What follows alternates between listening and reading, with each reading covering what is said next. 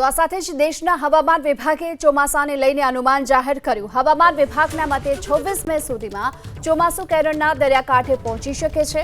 હવામાન વિભાગે જારી કરેલા અનુમાનમાં એ પણ સ્પષ્ટ કર્યું છે કે ચોમાસાના આગમનની તારીખમાં 4 દિવસ વહેલું કે મોડું થઈ શકે છે। હાલ તો વર્તમાન સ્થિતિને લઈ કેરળના કેટલાક ભાગમાં આવનારા 5 દિવસ તેજ પવન ફૂંકાવાની અને તેની સાથે વીજળી પડવાની આશંકા વ્યક્ત કરાઈ। આ સાથે કેટલાક વિસ્તારોમાં તોફાની પવન અને વીજળી સાથે વરસાદની પણ શક્યતા વ્યક્ત કરાઈ છે। કેરળના 10 જિલ્લામાં ભારે વરસાદને લઈ યલો એલર્ટ જાહેર કરવામાં આવ્યો। હવામાન વિભાગના મતે 26 મે સુધીમાં ચોમાસું કેરળના દરિયાકાંઠે પહોંચી શકે છે। હવામાન વિભાગે જારી કરેલા અનુમાનમાં એ પણ સ્પષ્ટ કર્યું છે કે ચોમાસાના આગમનની તારીખમાં 4 દિવસ વહેલું કે મોડું થઈ શકે છે। હાલ તો વર્તમાન સ્થિતિને લઈ કેરળના કેટલાક ભાગમાં આવનારા 5 દિવસ તેજ પવન ફૂંકાવાની અને તેની સાથે વીજળી પડવાની આશંકા વ્યક્ત કરાઈ।